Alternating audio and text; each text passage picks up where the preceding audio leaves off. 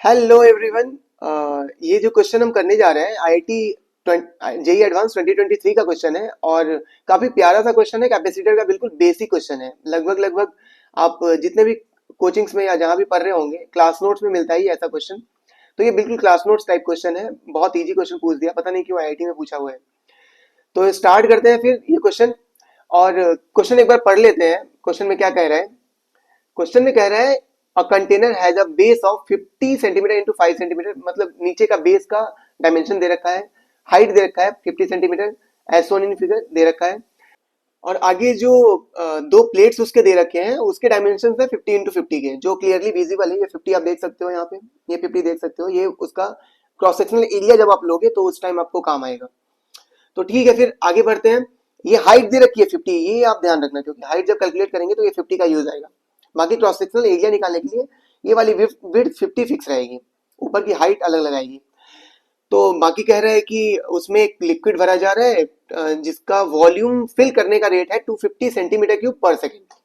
तो volume fill करने का रेट अगर हमें मालूम है, एरिया फिक्स है, नीचे का बेस एरिया फिक्स है। ये जो आप 5 सेंटीमीटर बेस जो आप देख रहे हो लेंथ प्लस ये विड्थ, लेंथ विड्थ का जो नीचे का बेस है, नीचे का बेस अगर आप ध्यान से देखो, ये वाला बेस मैं मार्क कर रहा हूं फिर से, आप ध्यान से देखो ब्लैक कलर से, ये वाला बेस फिक्स है। तो वो बेस एरिया फिक्स है, उसमें आप बस पानी या जो कुछ भी जो लिक्विड दिया है, इसमें डाइलेक्ट्रिक लिक्विड है, वो भरते जा रहे हो आप। तो वॉल्यूम दे रखा है, तो वॉल्यूम कितना वॉल्यूम फिल होगा 10 सेकंड में, तो आप इजीली कैलकुलेट कर सकते हो कि 10 सेकंड में जो वॉल्यूम फिल होगा वो v is equal to 250 centimetre cube per second है। तो 250 इंटू 10 कर दो, 2500 सेंटीमीटर क्यूब पर सेकंड, ये वॉल्यूम फिल हो जाएगा। तो अब आपको निकालना है कि किस हाइट तक वो भरा है, तो बिल्कुल इजीली निकाल सकते हो। एच इज इक्वल टू क्या होता है, वॉल्यूम बाई एरिया, तो नीचे का क्रॉस सेक्शनल एरिया है। तो अभी सेंटीमीटर सेंटीमीटर में कैलकुलेट कर रहे हैं, आगे देखते हैं क्या होते हैं। तो 2500 डिवाइडेड बाई एरिया अगर आप डालो तो 50 इंटू 5, इजिली आप डाल सकते हो। इसको कैलकुलेट करोगे तो ये आ जाएगा आपका 10 सेंटीमीटर। तो एक हाइट 10 सेंटीमीटर तक, यही खेल है इस क्वेश्चन का, बाकी कुछ नहीं है। क्वेश्चन बहुत ईजी है। ये 10 सेंटीमीटर तक ये लिक्विड भरा गया है। तो अब जो एक हाइट आएगी वो 10 सेंटीमीटर की आएगी, एक हाइट जो आएगी वो 40 की आएगी। बस आपको जब आप प्लेट्स का एरिया लोगे, अब क्या ये क्वेश्चन क्या डाइलेक्ट्रिक मीडियम वाला बन गया? दो डाइलेक्ट्रिक भरे रहते थे और एक की कुछ हाइट दे रखी थी, दूसरे की कुछ हाइट दे रखी होती थी। तो बस हमें ये ध्यान रखना है कि एरिया जब इन दोनों के बीच में ए एप्सिलॉन नॉट बाई डी का फॉर्मूला जब हम लगाएंगे कैपेसिटेंस का, तो डी तो फिक्स है क्योंकि उन दोनों प्लेट के बीच का डिस्टेंस चेंज नहीं हो रहा है। बस क्रॉस सेक्शनल एरिया इसलिए चेंज हो गया है क्योंकि विड्थ 50 तो फिक्स है, लेकिन अगला डायमेंशन 50 जो पहले से था, ये पूरा जो प्लेट था पूरा यहां से यहां तक, ये प्लेट दो पार्ट में बाइफरकेट हो गया है 10 और 40 में।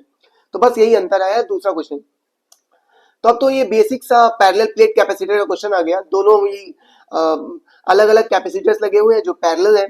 तो उसका पैरेलल प्लेट कैपेसिटर के लिए पहले आप निकाल दो कि एक निकाल दो C1। C1 कितना आएगा बताइए? ए जिसमें डाइलेक्ट्रिक मीडियम भरा हुआ है तो K टाइम्स हो जाएगा, वो आपको पता है K टाइम्स C हो जाते हैं। तो K into A epsilon naught by D, ये फॉर्मूला लगा दो आप प्यार से। K की वैल्यू दी हुई है क्या क्वेश्चन में? 3 दिया हुआ है। डी की वैल्यू दी हुई है क्या? डी भी दिया हुआ है। ए एरिया नीचे डी डालना है ना, तो एरिया पहले निकालो। एरिया हो जाएगा, क्रॉस सेक्शनल एरिया जब लोगे तो विड्थ लोगे 50 और हाइट लोगे 10। मतलब अभी नीचे वाले का कैलकुलेट कर रहा हूं जिसमें डायलेक्ट्रिक डाला हुआ है। तो 10 into 10 to the power minus 2 कर दो, इंटू विड्थ कर लो 50 into 10 to the power minus 2। तो ये एरिया हो गया। यहाँ हो गया आपका के एप्सिलॉन नॉट की वैल्यू डालनी है, तो एप्सिलॉन नॉट अभी आप एप्सिलॉन नॉट ही रहने दो यहाँ पे प्यार से। और नीचे कर दो आप डी। डी आपको क्वेश्चन में दिया हुआ है क्या? 5 इंटू डी, मतलब इन दोनों के बीच का गैप, ये जो 5 सेंटीमीटर है, तो 5 into 10 to the power minus 2। ये बिल्कुल प्यारा सा क्वेश्चन, इजी सा क्वेश्चन है, आप कर लो आराम से। C2 निकाल लो ऐसे ही। C2 में बस K की वैल्यू हो जाएगी 1, और जब एरिया निकालोगे तो वहां 50 इंटू 10 था, अभी 50 इंटू 40 हो जाएगा, बस और कुछ भी चेंज नहीं है। तो यहाँ कर लो आप, K की वैल्यू पहले लिख दो। K तो 1 है, यहाँ पे K आएगा नहीं, तो ये आ जाएगा आपका 40 into 10 to the power minus 2 into 50 into 10 to the power minus 2। ये एरिया हुआ A epsilon naught by D. K 1 होगा इस बार क्योंकि एयर भरा हुआ है ऊपर में, इंटू एप्सिलॉन नॉट यहाँ पे डाल दो, और बाई डी डिस्टेंस उन दोनों के बीच का सेम ही है। डिस्टेंस कितना है? 5 into 10 to the power minus 2। तो ये हो गया C1, ये हो गया C2। जब इन दोनों को आप ऐड करोगे आराम से, जब C1 प्लस C2 जब आप ऐड करोगे, पैरेलल में है ये दोनों। जब आप पढ़े होगे अगर तो डायइलेक्ट्रिक मीडियम तो भरे होते हैं तो आधा भरा होता था, कभी 1/4 भरा होता था। ऐसे क्वेश्चन हम लोग क्लास नोट्स में कराते हैं। तो C1 तो नेट इक्विवेलेंट कैपेसिटेंस आता है C is equal to C1 plus C2। तो आप इसको इजीली कैलकुलेट करोगे इन दोनों को जोड़ करके तो आपका आ जाएगा वैल्यू जो आएगा वो आएगा 63 इंटू 10⁻⁻12। एकदम आराम से कैलकुलेट कर लो। 60 मतलब वैल्यू सारे दिए हुए हैं, आप कैलकुलेटर में डाल के वेरीफाई कर लो या जैसे भी कर लो। तो 10⁻12 आने की वजह से ये पिको फैराड में आ जाता है। तो आंसर आपका हो जाएगा 63 पिको फैराड। बिल्कुल बेसिक सा क्वेश्चन था, ये क्वेश्चन छूटने वाला नहीं था, ये क्वेश्चन सारे बच्चे किए होंगे। रैंक डिसाइड करता है वो क्वेश्चन जो क्वेश्चन सारे बच्चे नहीं कर पाते हैं। ये सारे जेईई मेंस लेवल के क्वेश्चन थे जो एडवांस में डले हुए थे। तो बस keep your confidence high and boost up your preparation और खुद पे भरोसा रखो। ऑब्वियसली अगर आप हार्डवर्क करोगे तो वो हार्डवर्क पे आउट करेगा। Thank you so much.